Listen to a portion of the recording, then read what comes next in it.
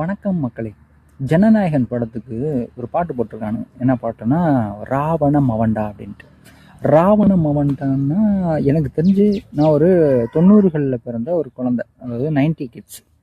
எனக்கு தெரிஞ்ச வரைக்கும், நான் ராமாயணம் பார்த்த வரைக்கும் ராவணனுக்கு ஒரு 3 பொண்டாட்டின்னு நினைக்கிறேன். அந்த 3 பொண்டாட்டிக்கும் இவனுங்க எத்தனாவது பொண்டாட்டிக்கு பிறந்தவனுங்கன்னு தெரியல. இது தப்பாக இருக்குங்கிறதுக்காண்டி நான் பேச வரல, தப்பாக பேசணுங்கிறதுக்காண்டியும் வரல. இவனுங்க ஏன் இப்படி மடைமாற்றம் பண்ணுறானுங்க?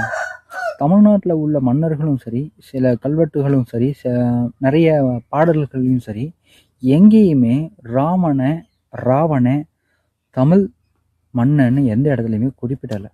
நம்மளுடைய 3 மன்னர்கள் இருக்காங்களா, நமக்கு மிகப்பெரிய பரிச்சயமானவங்க, சேரர்கள், சோழர்கள், பாண்டியர்கள். இவர்கள் கூட சொல்லலையே. சோழர்கள் நாங்கள் சந்திர குலத்தில் இருந்து வந்தவங்க அப்படின்னு சொல்லிக்கிறாங்க. அதே மாதிரி பாண்டியர்களும் அதைத்தான் சொல்கிறாங்க.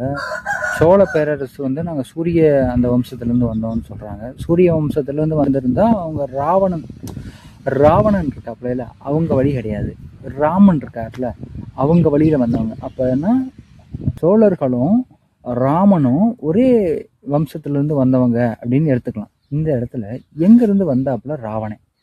இந்த சீமான் மாதிரி அறகுறை தமிழர்கள் இருக்கானுங்கல்ல, இவனுங்க தான் என் பாட்டன், என் ஒன்று விட்ட மாமா பையன் அப்படிலாம் சொல்லிட்டு தருவானுங்க. அதே வேலையை இவனுங்க பண்ணுறானுங்க. ஏன்னா சினிமா தான் இந்த வரலாறுலாம் இருக்குல்ல, உண்மையான வரலாறு இருக்கும். ஆனால் இந்த சினிமா மூலமாக மடைமாற்றம் பண்ணுறது இருக்குல்ல, இது சினிமாங்கிற ஒரு டூல்னால பண்ண முடியும்.